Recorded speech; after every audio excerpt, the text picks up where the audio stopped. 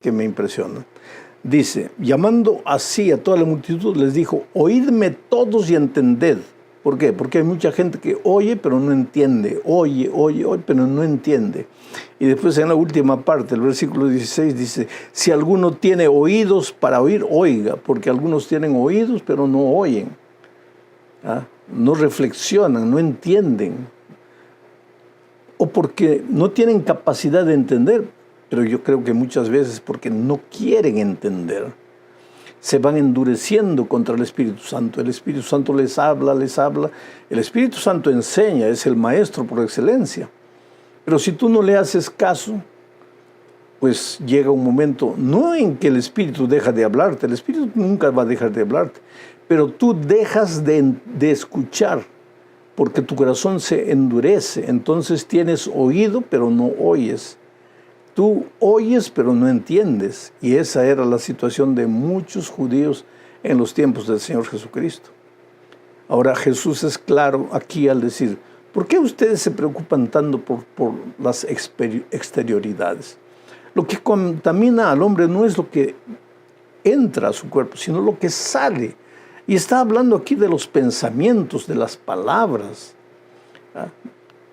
Tenemos que ser muy cuidadosos, querido, en vivir la vida cristiana auténtica, en vivirla en esencia, en la soledad de nuestra vida, en ser cristianos hacedores de la voluntad de Dios, no solo cuando las personas nos ven, sino cuando estamos solos.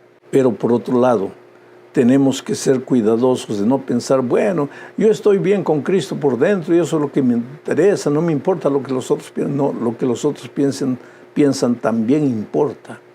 Sabes que el pueblo de Dios es un pueblo equilibrado, no se va a 8 ni a 88. No es de aquellos que están preocupados solo por la forma, pero tampoco son de los que están preocupados solo por el fondo, sin importarse con la forma. Equilibrio es lo que Dios quiere de sus hijos. Vamos a la tercera parte de este estudio.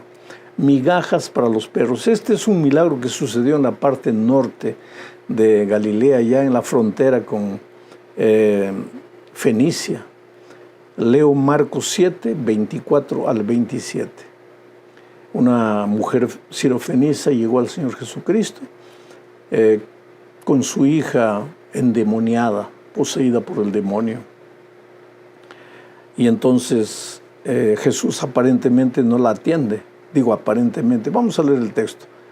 Marcos 7, 24 al 27. Levantándose de allí, Jesús se fue a la región de Tiro y de Sidón. Levantándose de dónde, de donde había hablado con los fariseos sobre el asunto de lavarse las manos, etcétera, etcétera. Levantándose de allí, se fue a la región de Tiro y de Sidón, y entrando en una casa, no quiso que nadie lo supiese, pero no pudo esconderse, porque una mujer cuya hija tenía un espíritu inmundo, luego que oyó de él, vino y se postró a sus pies. La mujer era griega y sirofenicia de nación, y le rogaba que echase fuera de su hija al demonio. Pero Jesús le dijo, deja primero que se sacien los hijos, porque no está bien tomar el pan de los hijos y echarlo a los perrillos. Esta es una parte de la vida de Jesús que mucha gente no entiende. ¿Cómo es que Jesús se atrevió a decirle a una mujer que estaba suplicando, que se arrodilló? Y si se arrodilló, lo estaba reconociendo como Dios. Es decir, esta mujer tenía la capacidad de ver lo que muchos judíos no veían, aunque era griega y había nacido en Fenicia. Pero tuvo la capacidad de ver la divinidad del Señor Jesucristo, se postró y le pidió, por favor, ayuda a mi hija. Pero la respuesta de Jesús es, no conviene que yo te ayude primero a ti. Primero voy a atender a los hijos del pueblo de Israel. No conviene dar el pan de los hijos a los perrillos. Y mucha gente dice, pero ¿cómo puede tratar a una persona que está pidiendo ayuda, tratarla de perro?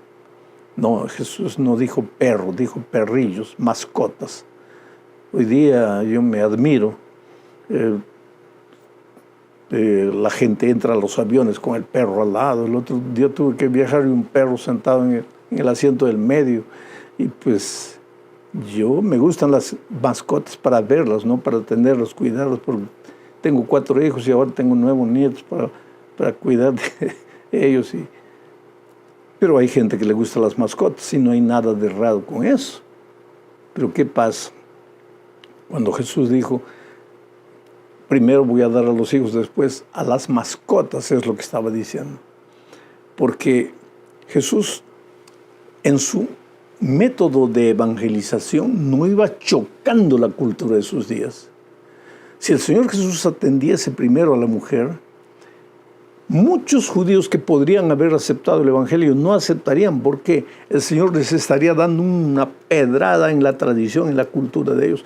Jesús, de cierta manera, respetó la cultura de ellos para enseñar a todas las personas que una mujer que había venido de lejos, una mujer que aparentemente no tenía derecho, tenía fe en el Señor Jesús, tenía fe en el poder del Evangelio.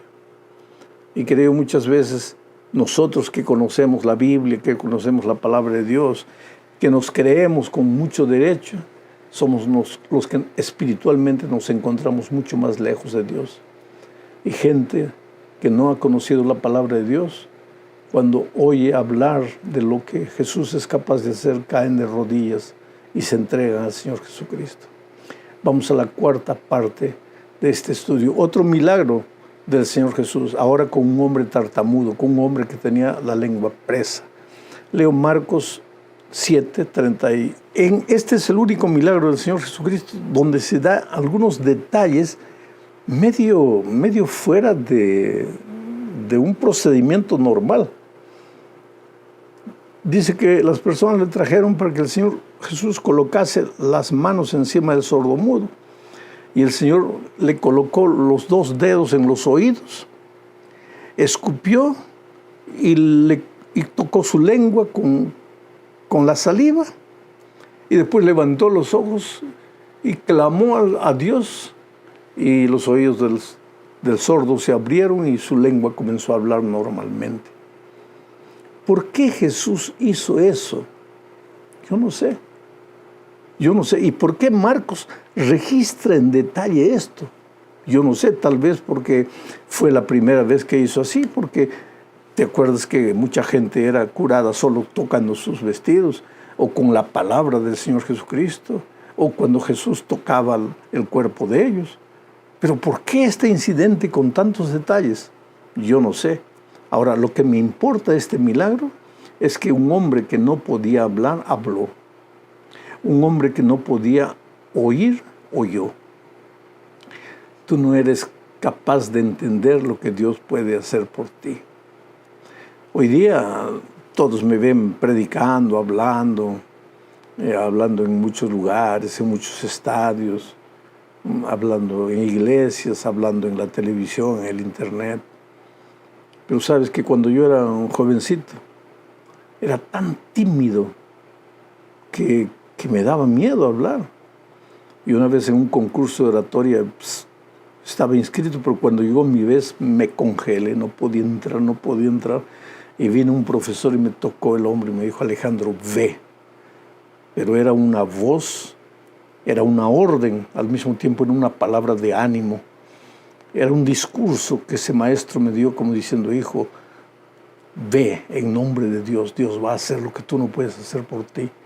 Y fui. Y desde ese día seguí yendo hasta hoy.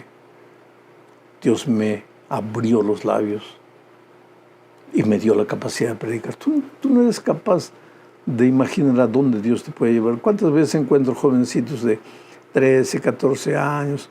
A veces me miran con ilusión: pastor, ¿usted cree que yo seré un grande pastor, que voy a predicar también para multitudes? Claro que tú no tienes idea dónde Dios te puede llevar, pero coloca tu vida en las manos de Dios. Deja que Dios abra primero tus oídos para entender qué cosa, su palabra. Y en segundo lugar, que el Señor toque tu lengua. ¿Para qué? Para que hables. ¿Y para qué todo? Para gloria de Dios, para gloria de su nombre. Dios es Dios que toma cosas pequeñas y las hace grandes. No dejes que la vida o que los compañeros hacen bullying contigo. No, porque tú nunca vas a dar resultados. No, tú no te preocupes con eso. Tú mira a Dios, clava tus ojos en los ojos de Dios y camina y vas a ver las maravillas que van a suceder contigo. Vamos a la última parte de este estudio, hablando del cuidado con el pan en mal estado. Este incidente es interesante. Aquí se habla del reino de Dios, aunque tú no entiendas. Voy a leer Marcos 8, 11 al 3. Dice así: vinieron entonces los fariseos y comenzaron a discutir con él, pidiéndole señal del cielo para tentarle. Y gimiendo en su espíritu dijo Jesús, ¿no? ¿Por qué pide señal esta generación? De cierto os digo que no se dará señal a esta generación. Y dejándolos, volvió a entrar en la barca y se fue a la otra ribera. Interesante. Danos una señal para creer en ti. ¿Qué creer en ti? Ellos podrían tener 5,000 señales, no iban a creer en Jesús. Ellos no querían creer. Ellos tenían oídos, pero no para oír. Ellos oían, pero no entendían. Corazón duro. Habían pecado contra el Espíritu Santo. Por eso Jesús les dijo: ¿Qué señales voy a dar por ustedes? No, ustedes no necesitan señal. Y se fue a la otra orilla del río. Entonces sucede lo que tiene que ver con el reino de Dios. Marcos 8, 14 al 17. Dice así: habían olvidado de traer pan y no tenían sino un pan consigo en la barca. Y él les mandó diciendo: mirad, guardaos de la levadura de los fariseos y de la levadura de Herodes. Y discutían entre sí diciendo: es porque no trajimos pan. Entendiéndolo Jesús les dijo: ¿qué discutís? ¿Porque no tenéis pan?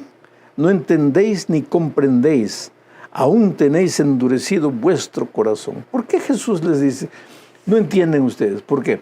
Porque cuando Jesús les habló: guardaos de la levadura de los fariseos, no estaba hablando de pan, estaba hablando de la doctrina de los fariseos.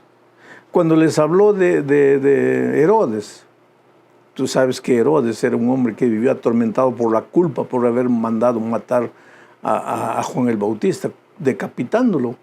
La culpa lo acompañó toda la vida. Cuando Jesús apareció, Herodes pensó: es Juan reencarnado en el Señor Jesucristo para atormentarme, porque solo Juan puede tener el poder que Jesús tiene para hacer milagros.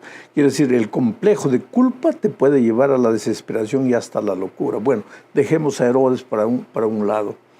Pero Jesús les estaba hablando a ellos del reino de Dios, de las cosas espirituales, del mensaje errado de los fariseos que se preocupaban solo por el formalismo, sin el fondo. Y ellos, los discípulos, dicen: nos está hablando de levadura porque no hemos traído pan. Pobres discípulos. Ellos medían el reino de Dios por lo que se veía. Para ellos, pan. Pan era pan de masa. Agua era agua del pozo. El propio Nicodemo, renacer para él era volver al vientre de la madre y nacer. Y Jesús estaba hablando de cosas espirituales. El pan es la palabra de Dios. El agua es el agua de la vida. El renacer es nacer de nuevo en Cristo. Quiere decir, el reino de Dios es un reino espiritual. Pero mientras ese reino espiritual de Dios viva en esta tierra, necesitará de un reino físico, de edificios, de templos, de bancos, de pianos. Pero no hay que confundir, no hay que dedicar nuestra atención a las cosas físicas, al pan material, sino a las cosas espirituales. Hay que crecer en Cristo. No hay que leer la Biblia como un libro de cultura, como un libro de historia, como un libro de milagros. Hay que entender que por detrás de esos milagros hay un mensaje que Dios está queriendo darme. Y tal vez el último mensaje de esta semana que el Señor Jesús quiere darme es: hijo, no te preocupes apenas de las cosas que ves. Trata de ver lo que tus ojos no ven. Trata de entender lo que tus oídos no entienden. Y eso solo puede suceder si vivimos una vida de compañerismo diario con el Señor Jesucristo. Mi hermano querido, tú eres amado por Jesús. Él tiene un plan lindo para tu vida. Si eres recién bautizado, no te desesperes. A veces algunos que se han bautizado recién viven desesperados, queriendo cumplir todo, guardar todo al pie de la letra. Yo no digo que debes andar como andabas antes cuando no conocías el Evangelio. Tu vida va a cambiar, pero primero tiene que cambiar tu corazón. El Señor tiene que transformar tu carácter. Tu esposa, tus hijos tienen que ver ese cambio en tu vida. Después las cosas exteriores van a ser cambiadas también. Busca a Jesús, ora, pasa tiempo con Él, clama a Él. Si hay algo que no logras hacer, no tienes fuerzas, llora a los pies de Jesús. Dile, Señor, yo no puedo, no tengo fuerza. Por más que esfuerzo, no logro. Él te va a ayudar. Él nunca te deja solo. Tú estás en sus manos. Él te ama mucho. Los comentarios y lees los comentarios de otras personas, generalmente pedidos de oración. Yo creo que es gente desesperada, gente que está pasando por tribulaciones, por dificultades. Porque mientras vivamos en este mundo, pues vamos a tener muchos problemas. Y no es que no tengamos fe, es que a pesar de la fe somos seres humanos. Y muchas veces vemos todo oscuro, parece que el sol desapareció cuando el sol está brillando ahí arriba. Esa gente escribe sus comentarios con fe, sus pedidos de oración. Y ahí yo veo que otros entran y dicen, no, voy a orar, no estás solo, estoy contigo. Qué bonito es eso. Yo te agradezco por eso realmente. Y te pido que ores también por los miles de personas que en los llamados vienen a Jesús, le entregan la vida. Y tú me dirás, pero pastor, no tengo el nombre. Di simplemente, Señor, te suplico por esa gente que aceptó a Cristo en los llamados evangelísticos, que esa gente permanezca en Cristo, que continúe siendo firme hasta el fin. Te voy a agradecer de todo corazón por eso. Bueno, hoy vamos a entrar a la lección número 10 para el 7 de marzo del año 2026, titulado La lección Completos en Cristo. La semana pasada dije que febrero era el primer mes, ya era febrero, pero ahora este es el mes de marzo y estamos entrando al tercer mes y ya se está acabando el trimestre. Y este trimestre, en las lecciones futuras, vamos a terminar de estudiar la epístola a los Colosenses. El propósito de la lección de esta semana es mostrar que Cristo es el único fundamento de la salvación. Lo que los hombres deciden, lo que los hombres acuerdan, lo que los hombres votan, es útil porque son dirigentes escogidos por la voluntad de Dios y por el voto de la iglesia. Por lo tanto, todo es útil, pero nada sustituye para salvación, nada contribuye lo que los hombres podemos escribir. Porque la salvación es únicamente en Cristo, por Cristo, mediante Cristo, a través de Cristo. Sin Cristo no hay salvación. Y otra cosa, la salvación no necesita que le aumentes alguna cosita por ahí. Está clara, el Evangelio es claro. Y uno de los más claros en el Evangelio es Pablo. Por eso es que la lección de esta semana nos crea algunas interrogaciones, especialmente un versículo que vamos a leer más adelante. Pero para que entendamos la lección correctamente, quiero explicarte una vez más el contexto de que vivía la iglesia de Colosas cuando Pablo escribió la epístola a los Colosenses. Conociendo bien este contexto, del cual ya hablé en una lección pasada, pero conociendo bien este contexto vamos a tener condiciones de entender mejor la epístola. La iglesia de los Colosenses no estaba formada por mayoría judía convertida al cristianismo, no. Estaba formada por, en su mayoría, gentiles que habían aceptado a Cristo y habían sido bautizados. Epafras era el líder de esa iglesia. Epafras fue a visitar a Pablo y le contó algunos dramas, algunos problemas, algunas dificultades teológicas que estaban surgiendo en la iglesia. Y esto motivó a Pablo a escribir la epístola a los colosenses. ¿Cuál era el drama que estaban viviendo los colosenses? Los gentiles convertidos al cristianismo que habían formado la iglesia de los colosenses estaban felices, pero llegaron de algunos lugares judíos que también se habían convertido al cristianismo.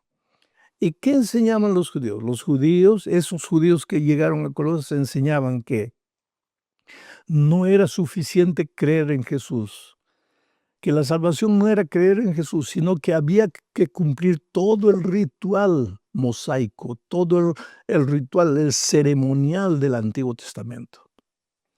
Recuérdate que en el Antiguo Testamento Cristo no había venido todavía. Entonces todas las fiestas, las ceremonias, apuntaban al Cordero de Dios, a Cristo que un día vendría. Pero cuando Cristo llegó, ya no era necesario más el cumplimiento de esas ceremonias porque ahora Cristo ya había llegado. Sin embargo, los judíos aceptaban a Cristo, algunos judíos aceptaban a Cristo, pero querían continuar cumpliendo con todo el ritual, con todo el ceremonial, con todas las fiestas judías, inclusive la ceremonia de la circuncisión. Entonces, ese problema no surgió en la iglesia de los colosenses, surgió antes. Y eso es lo que motivó el primer concilio de la iglesia cristiana, donde estaba Bernabé, estaban otros líderes ahí. ¿Y qué se discutió ahí? Se discutió, ¿es necesario que un gentil que aceptó a Cristo cumpla con todo el ceremonial del Antiguo Testamento? Y la mayoría de los apóstoles reunidos en ese primer concilio dijeron, los judíos que se convierten al cristianismo, que cumplan con todo el ceremonial, porque nada del ceremonial es cosa inmoral. Entonces, que sigan cumpliendo, pero que acrediten, que crean que Jesucristo es el único Salvador. Ahora, los gentiles no necesitan por qué cumplir. Ellos se bautizan y ya aceptaron a Cristo y están en el camino de la salvación. Fue votado y el concilio terminó, pero algunos judíos continuaban visitando las iglesias cristianas y haciendo problemas. Eran falsos maestros, engañadores, mentirosos, y creaban problemas. Y ese era el problema de la iglesia de los colosenses. Llegaron ahí, comenzaron a envenenar. No, porque ustedes tienen que circuncidarse. No, porque ustedes tienen que cumplir el ceremonial mosaico. Y entonces Epafras viajó a Roma. Pablo escribió la carta cuando Epafras le contó todo. Y Epafras volvió con la carta para la iglesia de los colosenses. Esto tiene que quedar bien claro en la mente para entender la epístola a los colosenses. Ahora entramos de lleno al estudio de esta lección. La primera parte dice la sabiduría y el conocimiento de Dios. ¿Dónde encontrar la sabiduría? Porque para dilucidar cualquier problema necesitamos sabiduría. A veces hay problemas en una iglesia, no por causa de lo que se dice, por la doctrina, sino porque falta sabiduría para administrar la dificultad que aparece.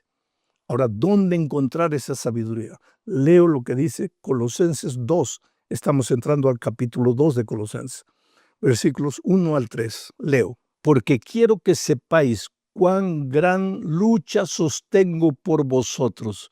Quiere decir, Pablo sufría en Roma al escuchar las noticias de los hermanos de Colosas, porque quiero que sepáis cuán gran lucha sostengo por vosotros y por los que están en la Odisea, porque a 18 kilómetros de Colosas estaba la Odisea, y los falsos maestros que llegaron a Colosas perturbando también llegaron a la Odisea. Porque quiero que sepáis cuán gran lucha sostengo por vosotros y por los que están en la Odisea y por todos los que nunca han visto mi rostro. Por esta frase es que se deduce que Pablo nunca visitó personalmente la iglesia de Colosas.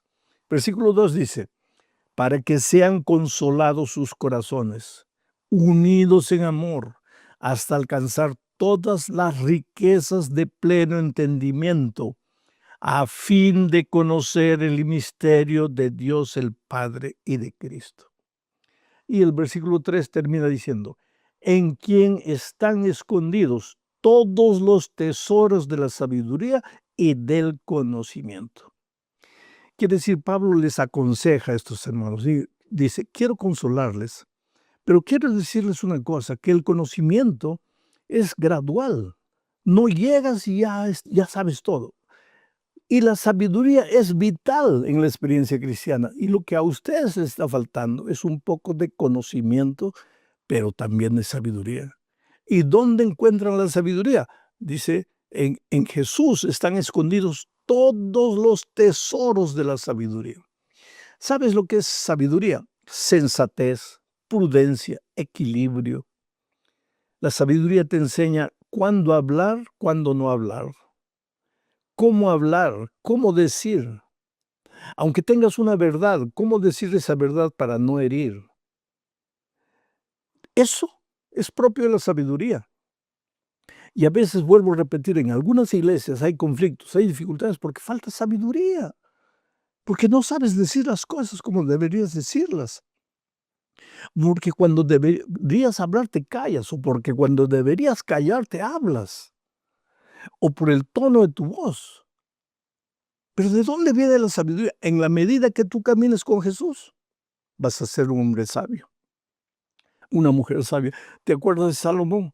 Cuando Dios le dio el reino, Salomón dijo, Señor, dame sabiduría, porque sin sabiduría, ¿cómo voy a conducir a este pueblo tan grande? La sabiduría es una necesidad urgente de todo pastor, de todo líder espiritual, de todo anciano, de todo director misionero, en fin. Si no tenemos sabiduría, no estamos en condiciones de dirigir nada, porque en lugar de resolver problemas, vamos a crear conflictos. Y la iglesia de Colosas estaba en problemas porque estaba faltando sabiduría. Por eso el primer tema que Pablo les menciona es la sabiduría. Vamos ahora a la segunda parte. Dice, arraigados y creciendo en Cristo. Y Pablo ahora enfatiza, mira, él va a entrar a un asunto crítico más adelante, pero habla aquí de sabiduría en Cristo. Y ahora mira lo que dice el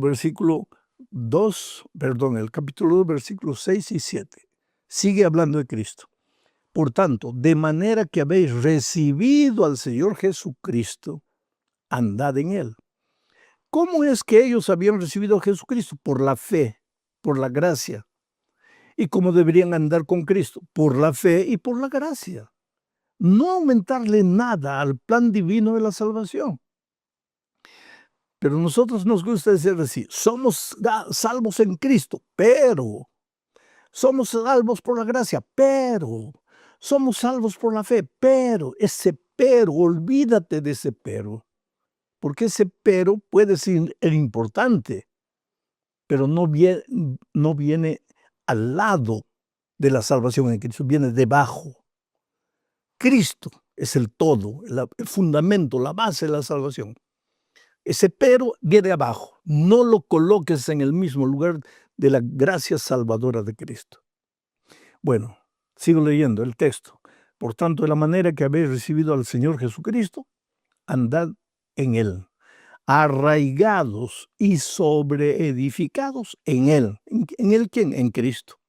Y confirmados por la fe, así como habéis sido enseñados, abundando en acciones de gracias. Esto es interesante.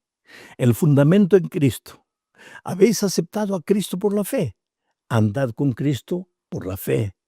Habéis recibido la salvación por gracia. Andad en la fe, en la gracia.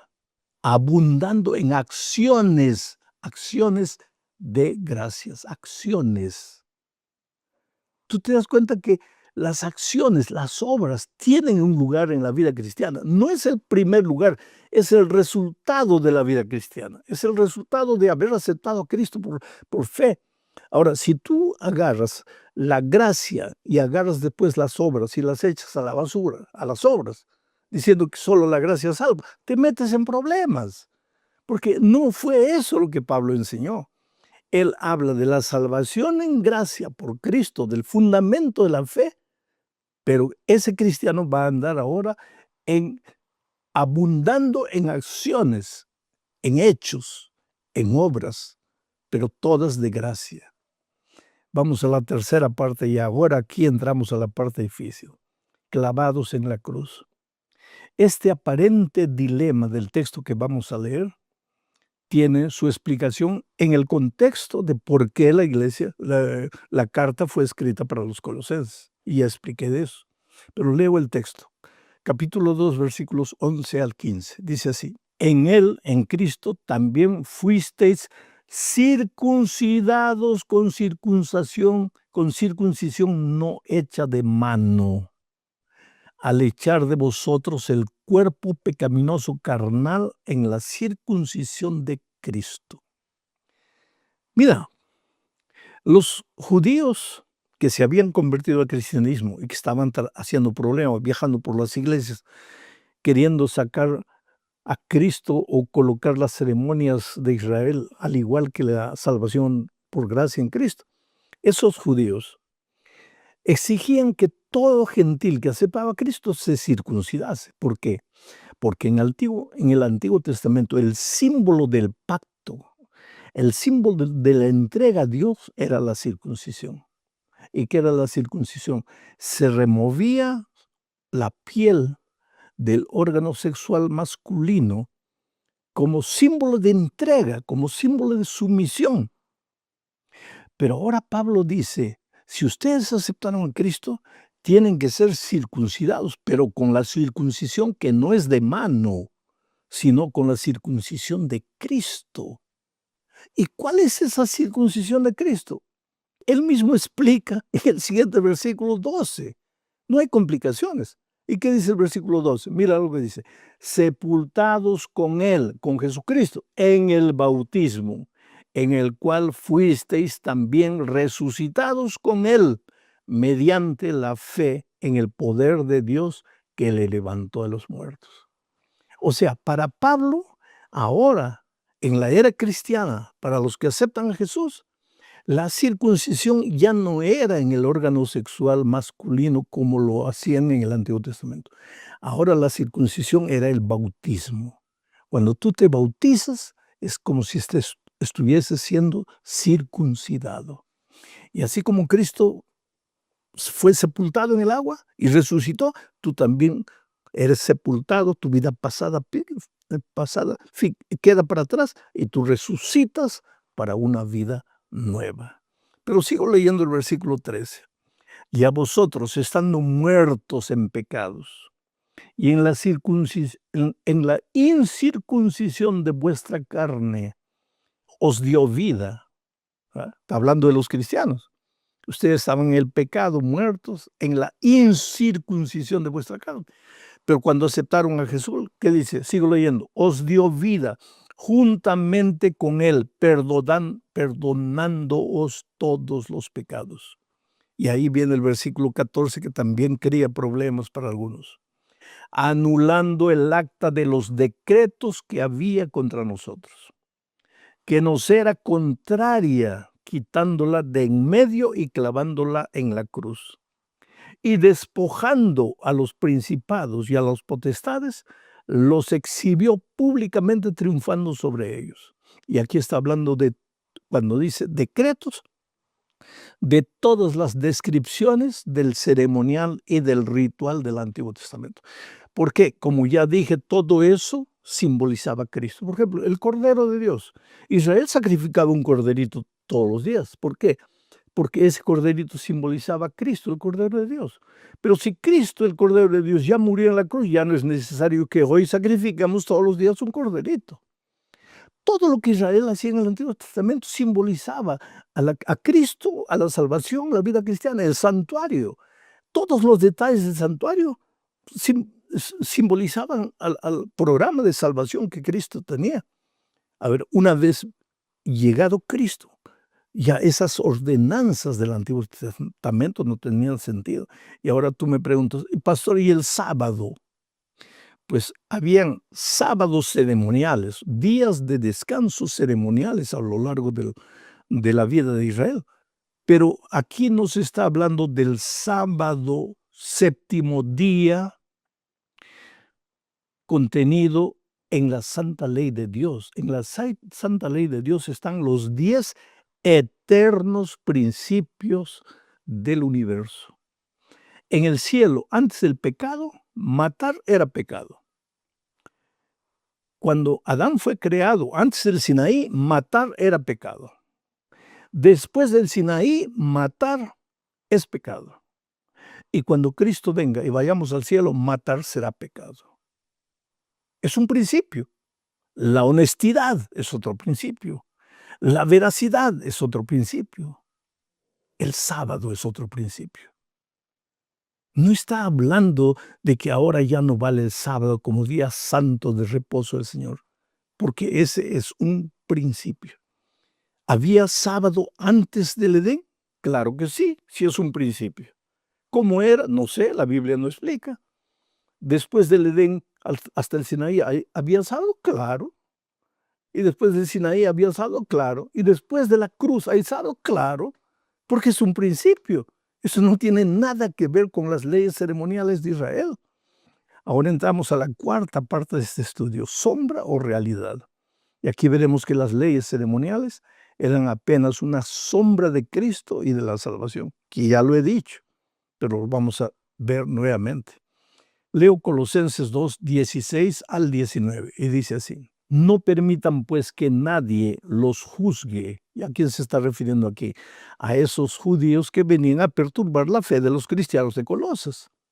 No permitan pues que nadie los juzgue por lo que comen o beben, o en relación con los días de fiesta, de luna nueva, o los días de reposo. No está hablando del sábado, está hablando de los días de reposo, sábados ceremoniales, que existían muchos. Todo esto no es más que una sombra, estas cosas ceremoniales, rituales del Antiguo Testamento. Todo esto no es más que una sombra de lo que está por venir. ¿Y qué era lo que estaba por venir? Cristo. Pero lo real y verdadero es Cristo. No permitan que los condenen esos que se ufanan de humildad, pero que rinden culto a los ángeles. Los tales se meten en cosas que no han visto y están envanecidos por su razonamiento humano. No están unidos a la cabeza, que es quien nutre y une a todo el cuerpo mediante las coyunturas y ligamentos y los hace crecer en el conocimiento de Dios. En otras palabras, estos falsos maestros que vienen queriendo obligar a los nuevos cristianos a practicar todo el ceremonial del Antiguo Testamento, están más preocupados con las fiestas, la luna nueva, los ceremoniales, los rituales. Pablo les dice: no se dejen perturbar por ellos, porque estos no están unidos al cuerpo ni a la cabeza. Son elementos independientes que quieren hacer su voluntad. Y comenzaron no aceptando a Cristo. De teoría sí lo aceptaron, pero en la práctica no lo aceptaron. Por eso confían en las ceremonias y rituales del Antiguo Testamento. Pero estos, como no aceptaron a Cristo completamente, se están desviando. Ahora están adorando ángeles. Y vienen aquí no solo a enseñarles a cumplir el ritual del Antiguo Testamento, sino comenzar a adorar a los ángeles. Quiere decir, un desvío te lleva al otro, y ese te lleva al otro, y eso te lleva al otro. ¿Y por qué esta gente hace eso? Porque no está ligada a la cabeza. ¿Y quién es la cabeza? Cristo. No está ligada al cuerpo. Viven perturbando porque no han entendido en qué consiste el Evangelio. Tal vez hoy nadie te esté queriendo enseñar a guardar el ceremonial y el ritual del Antiguo Testamento. Tal vez hoy alguien quiere desviarte la fe en Cristo. Recuérdate que el cristiano tiene sus pies fundados en Cristo y su vida abundando en obras buenas. El cristianismo no tiene nada que ver con los eternos principios del Evangelio. Pero cuando tú piensas que los principios del Evangelio y la obediencia a esos principios, que la obediencia a los principios es más importante que el entregarse a Cristo, ahí te metes en problemas. Ambos forman parte del Evangelio. La salvación por gracia en Cristo y la obediencia a los eternos principios de Dios. La circuncisión no estaba ahí. Las lunas nuevas no estaban ahí. Y esa es la diferencia que los judíos en los tiempos de Colosas no entendían.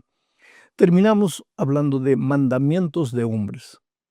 Y ahora repetimos una cosa. Los reglamentos humanos tienen su importancia, pero nunca sustituyen a la salvación por gracia en Cristo. Y para eso leo Colosenses 2, 23 o 20 al 23. Si con Cristo ustedes han muerto a los principios de este mundo, ¿por qué como si vivieran en el mundo se someten a sus preceptos?